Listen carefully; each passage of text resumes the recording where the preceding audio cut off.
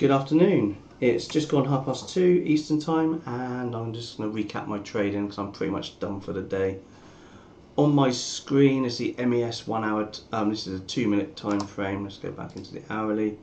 This is the hourly time frame, and I talked about this inverse head and shoulders pattern setting up, and that's the neckline. And part of that pattern, the reason I was watching that pattern, I wanted to go for the break and retest of that pattern high. So the neckline is the important thing, and in the pre-market we were about here at the time. We haven't quite formed the neckline. It was there, and we were just forming it, and we didn't form it really until the market opened. So my first trade of the day, I'm going to go into the 5-minute chart, was I was watching for a break and retest of the neckline, which is this area here, and it came up, it pulled down to that area, and I missed it there because I wanted to get the pull back, but I wasn't too convinced because on the SPY chart at exactly the same time, the SPY chart, its neckline was a lot lower down, and it had already triggered the neckline and the break and retest. So I didn't have FOMO, but I kind of got in a little bit early based on the SPY chart, and so I had my, let's go back to here, so I had my order set for the break of that area. I missed it there, and as it came back up, I got triggered. No, it was actually the break of that one there. It got triggered in there, only because I didn't want to miss out on a potential run up.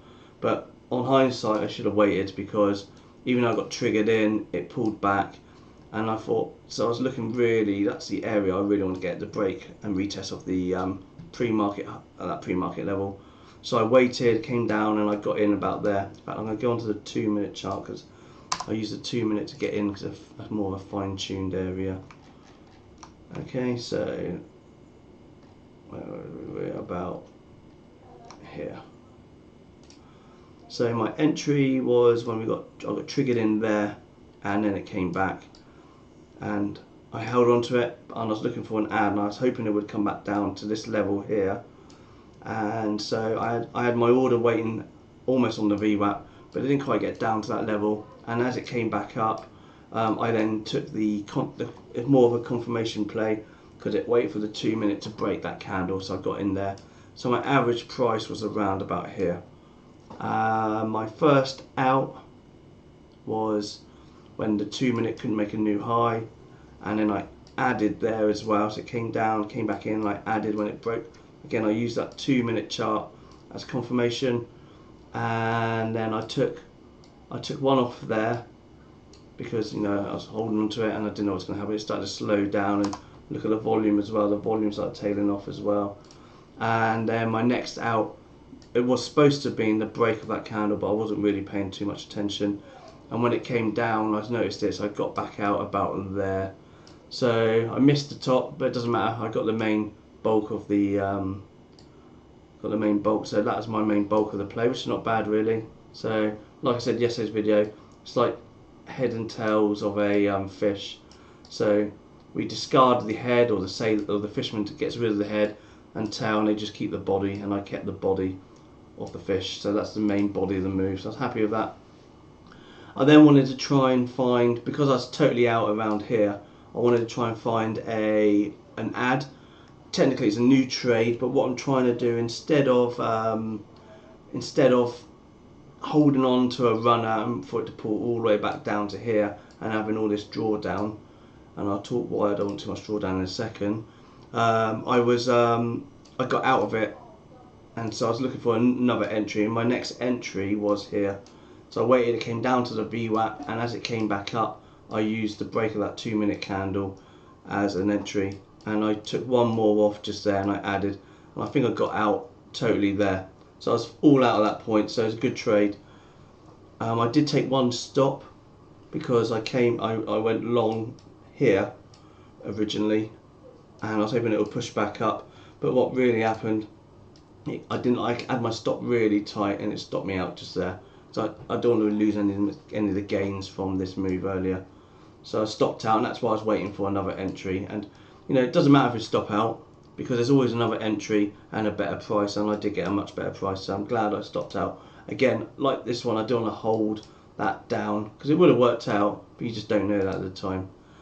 And then my very final trade, I was trying to play this as a long, and I think I was a bit left over from there anyway, so I was in from there, and I added up here because I thought, in fact, I added and it pulled back about there for the push back up.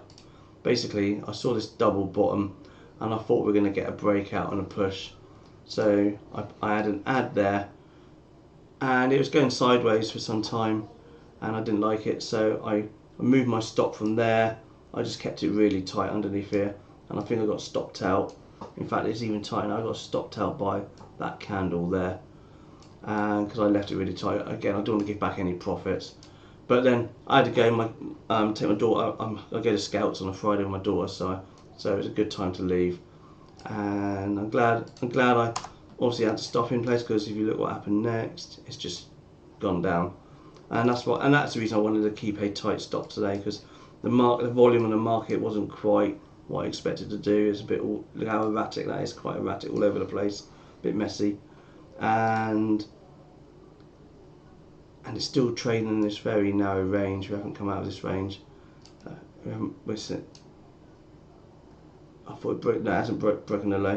So where are we going from here? So let's go back to the hourly again, because we've got this inverse head and shoulders pattern, and that hasn't really played out. In fact, it failed, so we're looking weak. And go back to the daily. We talked about this head and shoulders pattern on the daily as well.